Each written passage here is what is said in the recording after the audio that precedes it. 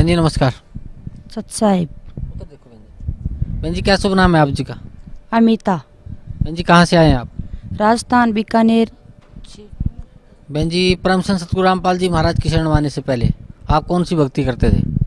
परम सत सतगुरु रामपाल जी महाराज की शरण में आने से पहले हमने बहुत सारे देव देवताओं की सेवा करते थे, मतलब जितने भी देव देवता थे उनकी सेवा करते थे। और एक कबीरपंथी संत थे, हमारे जाति से थे, उनसे हमने नाम उपदेश ले रखा था।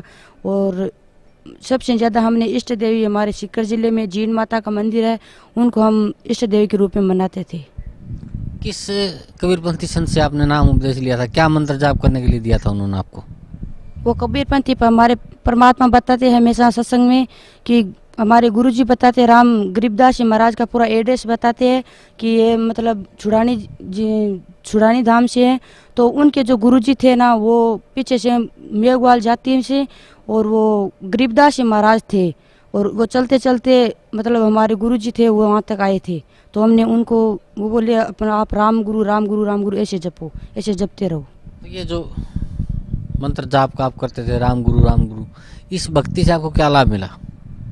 मतलब वो हमारे घर पे आते थे तो ऐसे गुरुजी के बारे में, और कबीरपंथी थे तो कबीर जी के बारे में ज्ञान सुनाते थे, लेकिन हम मंत्र जाप नहीं करते थे और देवी देवताओं को भी ज़्यादा मनाने लग गए थे। तो जो आप देवी देवताओं की ज़्यादा पूजा करते थे उससे आपको क्या लाभ मिलता था? उससे लाभ तो थोड़ा बहुत मिलता था, लेकिन वैसे हम जीण माता को मनाते थे, वो चौहान जाति से है। तो वो हमारे घर में मंदिर रखा हुआ है, तो वो जैसे भूत प्रेत होते हैं ना, तो हमारे अंदर हम बोलते थे घर में कि वो महाराज आते हैं। वो मेरे भी अंदर आते थे और हमारे घर में मेरे अंदर आते आते हमारे भाई में और मेरे बहनों में, हमारे भाई मेरे पापा में, सभी में वो महाराज आने लगे थे। हम सोचते थे कि हमारे महाराज ही आए हैं और वो एक तरह से भूत थे। हमें अब परमात्मा की शरण में आने से पता चला है। बहन जी परम संत सतगुरु रामपाल जी महाराज की शरण में आप कैसे आए? हमारे घर में बहुत बड़े संकट आ गए थे, मतलब देवी देवताओं को सिमरते सिमरते भी कि मेरे पापा जी के ऊपर 20 लाख रुपए का कर्जा हो गया था। और हम बालाजी को भी बहुत मनाते थे, और हमारे गांव बिग्गा है जिसमें लोक देवता बिग्गो जी बहुत बड़ी है, तो उनको भी हम मनाते थे। तो हमारे घर में ट्यूबवेल फेल हो गया था, 11 लाख रुपए लगे और वो 2 साल चलने के बाद में फेल हो गया। तो पापा जी के ऊपर 20 लाख का कर्जा हो गया और मेरी मम्मी जी के स्तन में कैंसर हो गई थी।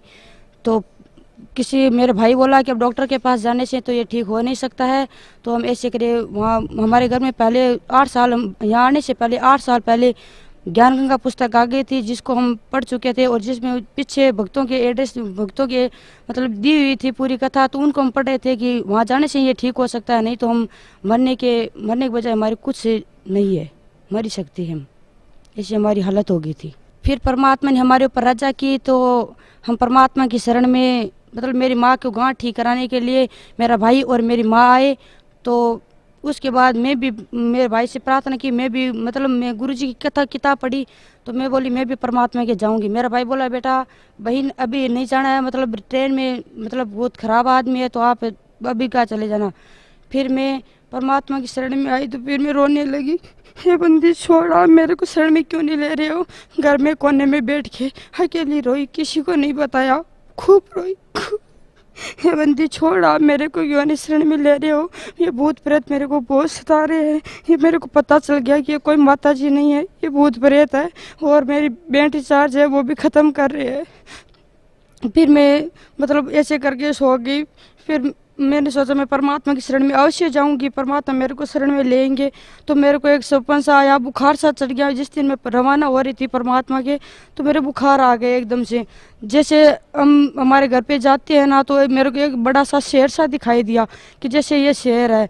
तो मैंने सोचा ये शेर कभी भी मेरे पीछे नहीं दौड़ ले। तो मैं दौड़ते दौड़ते पास में एक घर है उसकी गेट में घुस गई। गेट में घुसने के बाद पीछे से वो शेर मेरे पीछे घुसा, तो मैं उसकी गेट के अंदर, वो बंद हेली होती है उसमें मैं घुस गई। उसके बाद मैंने 4 गेट पार किए, फिर भी वो आके मेरा हाथ पकड़ लिया, मतलब अपने मुंह में दबा लिया। तो मैंने कहा अब मैं क्या करूं, मैंने मेरे परमात्मा से नाम तो लिया हुआ नहीं था।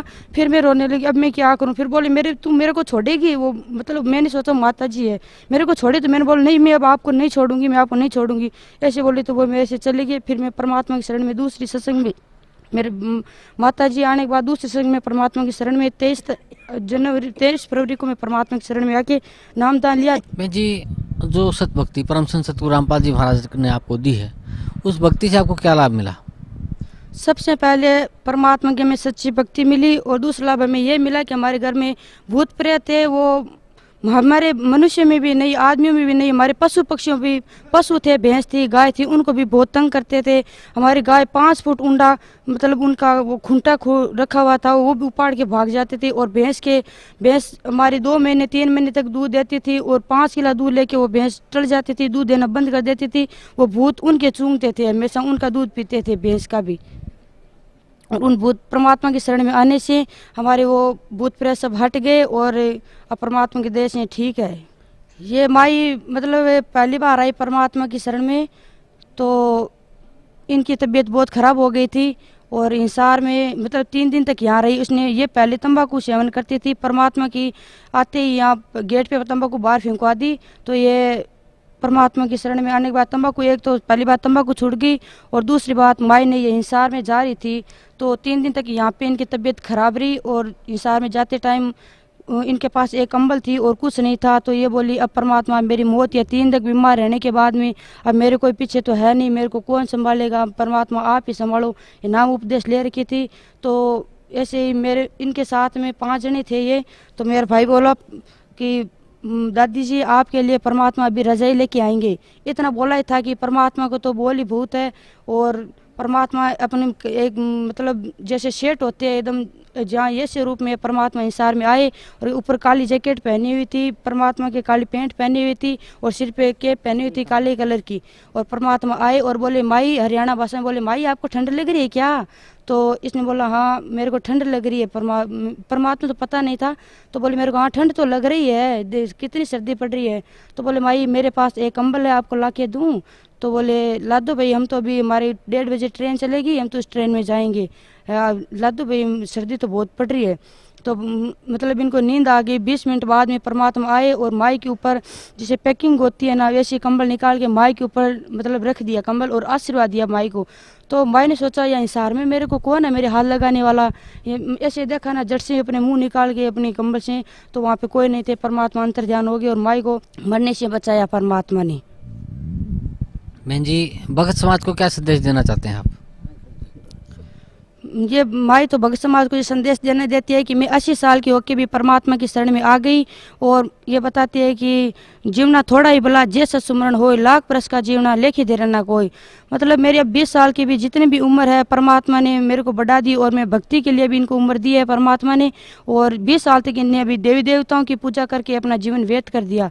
और मेरा भगत समाज से यही प्रार्थना है कि हमारे गाँव में जो भगत जी है वो ऐसे बताते हैं कि आपके परमात्मा है, वो कौन सा वेद बताते हैं, आप जो बताते हैं मैं बावरी जाति से हूँ तो आपके परमात्मा बताते हैं वो बावरी सूक्ष्म वेद नहीं है, वो बावरी वेद है। तो उस टाइम मेरे को गुस्सा आया, लेकिन परमात्मा की बात आ गई, याद आ गई कि बेटा गुस्सा नहीं करना है। तो उसके लिए मेरा यही प्रार्थना है कि परमात्मा बताते हैं ऋग्वेद मंडल नंबर 9 सूक्त 1 के मंत्र नंबर 9 में बताते हैं कि जो परमात्मा है उनकी मतलब सबसे पहले प्रवेश कैसे होती है। वो अपने आप पढ़े लिखे मास्टर है, समझ लियो कि वो परमात्मा क्या बताते हैं, क्या लिखा है उस मंत्र में। तो मतलब उनकी कुंवारी गाय से परमात्मा बहुत बार बता चुके हैं, कुंवारी गाय से उनकी प्रवृत्ति होती है। तो वो बताती है, मैं वेद में भी बताऊँ, गीता में परमात्मा ने बहुत बार बता चुके हैं। और परमात्मा सभी से मेरा यही प्रार्थना है कि अपने सतलोक जाए और कल्याण करवाए। बंदी छोड़ सतगुरु रामपाल जी महाराज की शरण में आके बरवाला में। जी धन्यवाद आपका, बहुत बहुत धन्यवाद।